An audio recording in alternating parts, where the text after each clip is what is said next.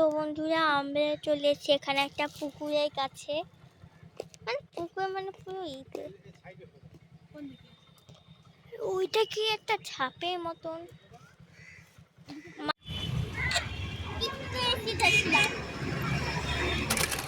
নমস্কার বন্ধুরা, সুভাষিনী লাইফস্টাইলে তোমাদের সকলকে অনেক অনেক স্বাগত।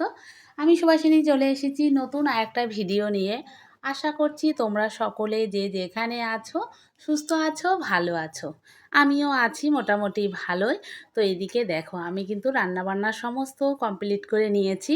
এদিকে শুধু আমার গ্যাসে বসানো রয়েছে মাছের ঝাল। আজকে কিন্তু আমি পুঁটি মাছের ঝাল করছি।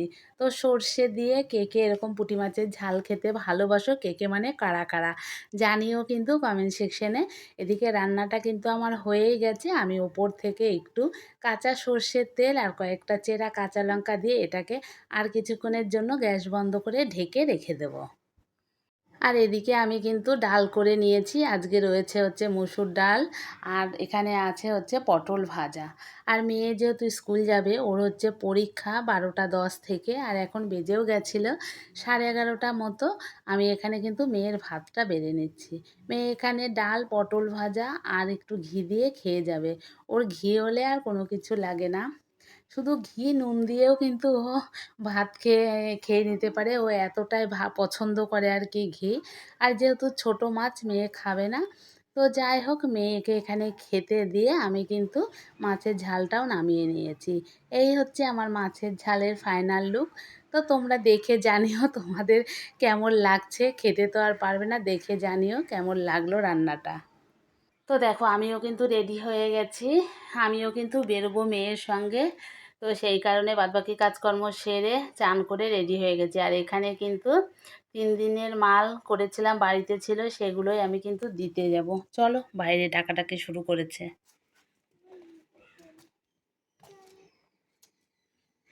শোনাই বল।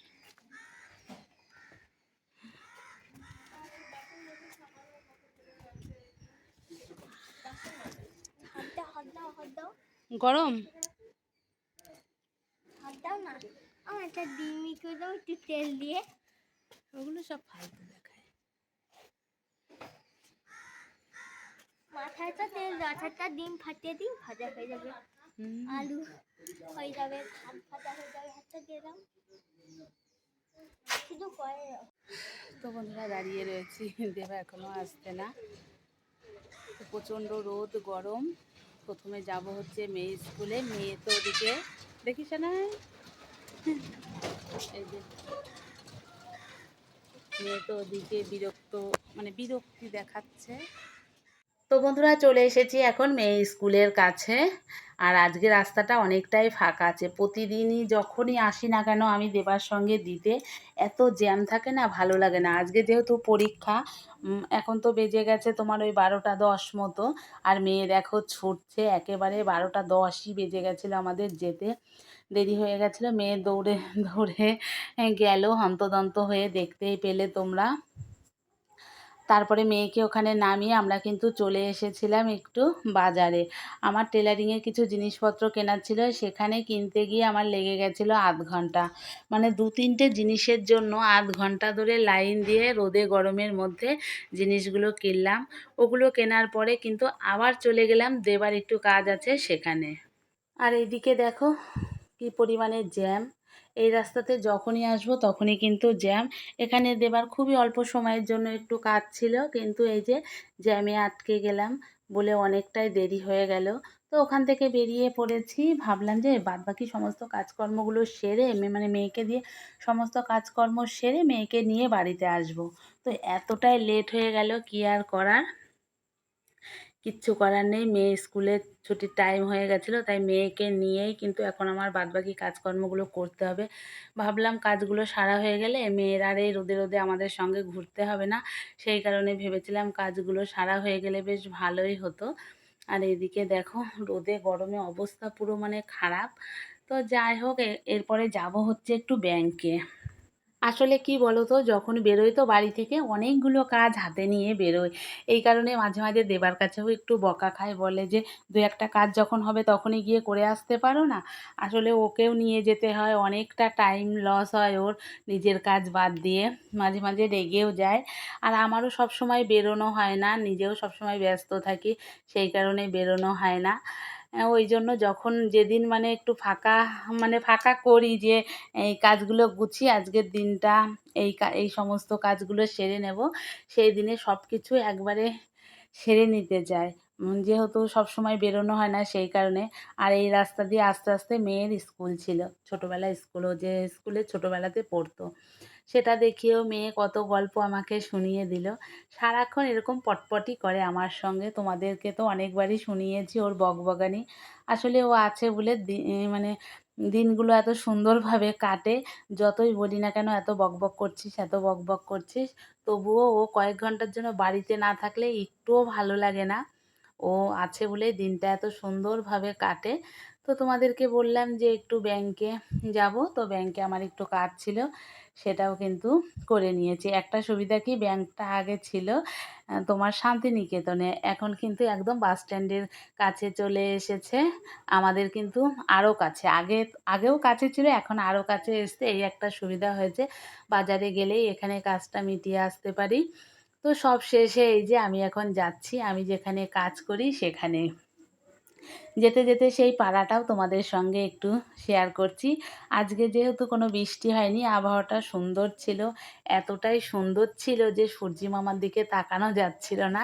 এতটাই সুন্দর আবহাওয়া ছিল। মানে সেদিন বৃষ্টিটা হয়নি, কিন্তু রোদ গরম সেদিন প্রচণ্ড ছিল। আর এই যে পাড়াটা কিন্তু বেশ ভালোই লাগছে বলো? পুরো সবুজ, সবুজ রয়েছে তো। আর সবুজ, সবুজ দেখতে আমার কিন্তু বেশ ভালো লাগে। আর আকাশটা দেখো কত সুন্দর রয়েছে।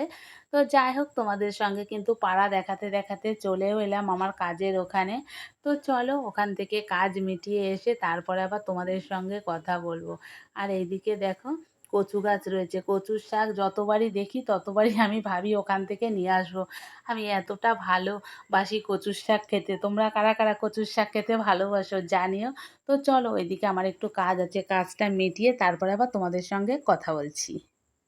তো বন্ধুরা দেখো, কাজের কিন্তু আর শেষ নেই। ওখান থেকে বেরিয়ে চলে এসেছি এই যে একটা পুকুরের পাড়ে। কবে মনসা পুজো হয়েছে, মানে আমার শাশুড়ি মা মনসা পুজো করেছিল বাড়িতে। তো সেইগুলোরই আমি ঘট, ফুল এগুলো ফেলতে গেছিলাম এই পুকুরে। তো কত রকমের কাজ নিয়ে গেছি দেখো তোমরা। আর এই ভিডিওটা কিন্তু সেই মনসা পুজোর ২ দিন পরের ভিডিও। আসলে আমি এতটাই কুঁড়ে মানুষ, তোমাদের সঙ্গে দেখো ঠিকমতো একদমই ভিডিও শেয়ার করতে পারি না। আসলে নানান রকম কাজ থাকে, আমি তো সেলাইয়ের কাজ করি তোমরা তো জানো। তো সেই জন্য ভিডিও এডিটিংয়ের সময় পাই না। ওই জন্য ঠিকঠাক করে টাইমের ভিডিওটা তোমাদেরকে টাইমে আর দিতে পারি না। অনেক দিন পরে পরে দিই। তা কী আর করব বলো, তবুও তোমরা একটু আমার পাশে থেকো, আমাকে সাপোর্ট করো। তো যাই হোক, এই পুকুরে এসে বেশ ভালোই লাগছে। আমি কিন্তু ফার্স্ট টাইম এই পুকুরটাতে এলাম। আমি জানতামই না বোলপুরে এত সুন্দর একটা পুকুর আছে। বেশ ভালো লাগলো। এখানে মনে হচ্ছে না যে কেউ ব্যবহার-ট্যাবহার করে। এই নেহাতই খুব দরকার না পড়লে মনে হয় ব্যবহার করা হয় না। ঠাকুর বিসর্জন হয় মনে হচ্ছে। এখানে ঠাকুরেরই কাঠামোগুলো পড়ে রয়েছে। তো সব কিছু মিলে বেশ ভালোই লাগলো। পুকুরটা কিন্তু ঘাটটা সুন্দরভাবে বাঁধানো ছিল। বেশ ভালো লাগলো। আমার মেয়েও তো খুব মজা পেল পুকুরটা দেখে। তো আমি আবার আমার মেয়েকে বললাম, আমাদের গ্রামে বাড়ি, আমাদের ছোটোবেলাতে না অনেকগুলো পুকুর ছিল। এখন আস্তে, আস্তে গ্রামেও সেগুলো কিন্তু অতীত হয়ে যাচ্ছে। তো যাই হোক, সময়ের সঙ্গে, সঙ্গে অনেক চেঞ্জ, অনেক পরিবর্তন। এগুলো তো সময়ের নিয়মে চলবেই। তো আজকের মতো ভিডিওটা কিন্তু আমি এখানেই শেষ করব। তো দেখতেই পেলে একবার যখন বেরোই কত রকমের কাজ নিয়ে যায়। আর তোমরাই জানিও আজকের ভিডিওটা তোমাদের কেমন লেগেছে।